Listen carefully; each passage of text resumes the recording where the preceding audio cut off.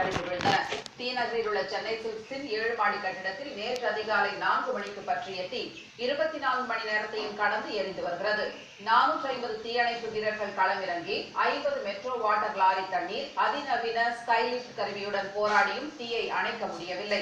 சுற்றிலும் தண்ணீர் பீச்சி அடிக்கப்பட்டாலும் கட்டிடத்தின் மைய பகுதியில் பரவியிருந்த நெருப்பு கங்குகளால் உள்ளே இருந்த தீயின் ஜுவாலைகள் தீயணைப்பு வீரர்களை அதிர்ச்சியடைய வைத்தது. இந்நிலையில் நேற்று மாலை முதல் கட்டிடத்தின் முன்பக்க சுவர்கள் அடுத்தடுத்து இடித்து விழத் தொடங்கின. இதனால் பதற்றம் உருவான நிலையில் கொழுந்துவிட்டெறிந்த தீயின் உச்சக்கட்ட வெப்பத்தால் கட்டிடத்தின் 7வது தளம் முதல் 2வது தளம் வரை இன்று அதிகாலை 3 மணி அளவில் சடசடவென சரிந்து விழுந்தன. 5 தளங்களும் நெருப்பு வளையத்தில் சரிந்து விழுந்து தரைமட்டமாகின.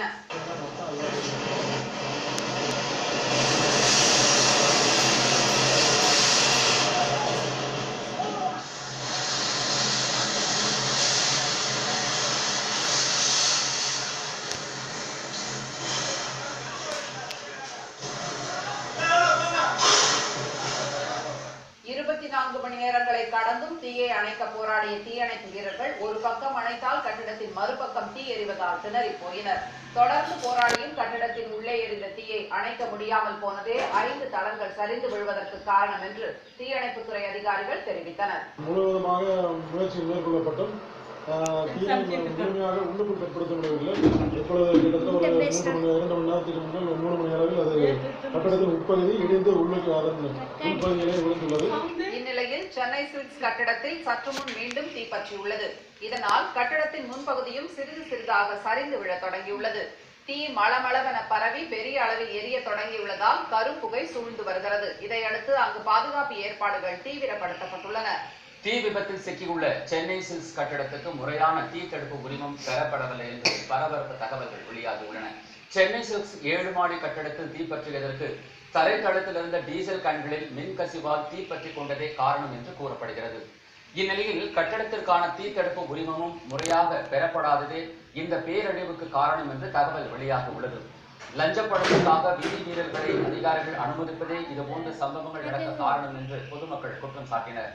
அவர்கள் மீது கடுமையான நடவடிக்கை எடுக்க வேண்டும் என்றும் அவர்கள் வலியுறுத்தினர். ஏன் இதுக்கு முன்னாடி ஆக்ஷன் எடுக்கலன்னா தெரியல. எப்போ பார்த்தாலும் ஒரு ஃபயர் ஆக்சிடென்ட் நடந்த பிறகு அதுக்கப்புறம் இதை பற்றி இன்சிடென்ட் பேசுறாங்க. இந்த ஆஃபீஸர் தான் கொஞ்சம் இதை பற்றி ஆக்ஷன். தலைநகரின் முக்கிய வணிக பகுதியான தியாகராய நகரில் உள்ள பெரும்பாலான கட்டிடங்கள் விதிகளை மீறி கட்டப்பட்டுள்ளதாக அடிக்கடி புகார்கள் எழுந்து வருகின்றன. ஆனால் அது பற்றி அதிகாரிகள் கண்டுகொள்ளாமல் இருப்பதாக பலரும் குற்றம் சாட்டினர். அதிகாரிகளுக்கு தெரியாமல் எந்த விதிமீறலும் நடப்பதில்லை என்றும் அவர்கள் ஆதங்கம் தெரிவித்தனர். மாநகராட்சி ஊழியர்கள் எல்லாத்துக்குமே தெரிஞ்சு நடந்தது தான். அதெல்லாம் அவங்க ஒத்துழைக்காம விட்டுருந்தாங்கன்னா இவ்வளோ பெரிய தீ விபத்து நடந்ததை தடுத்துருக்கலாம். எல்லாருக்கும் தெரிஞ்சு நடந்துட்டு போயிட்டு கண் கட்டத்துக்கு அப்புறம் சூரிய நமஸ்காரம் பண்ணி என்ன பிரயோஜனம்? முறையான தீ தடுப்பு வசதிகள் செய்யப்படாமல் இருப்பது, தொழிலாளர்கள் தங்கும் அறைகளை உள்ளேயே அமைப்பது, சரியான பாதைகளை அமைக்காதது போன்ற விதி மீறல்களால் பெரும் பாதிப்பு ஏற்படும் அபாயம் தொடர்வதாகவும் விமர்சனம் எழுந்துள்ளது. தீயணைப்பு வாகனங்கள் செல்வதற்கான வசதி இருந்த சென்னை சில்க்ஸ் கட்டட விபத்தையே எதிர்கொள்ள முடியாத போது ரங்கநாதன் தெரு போன்ற குறுகிய இடங்களில் விபத்து ஏற்பட்டிருந்தால் என்னவாக இருக்கும் என்று பலர் அச்சத்துடன் கேள்வி எழுப்புகின்றனர். தொடர்ந்து விதிமீறல் புகாரில் சிக்கும் நிறுவனங்களுக்கு சலுகை காட்டும் அதிகாரிகள் மீது கடும் நடவடிக்கை எடுக்க வேண்டும் என்பதே மக்களின் எதிர்பார்ப்பாக உள்ளது.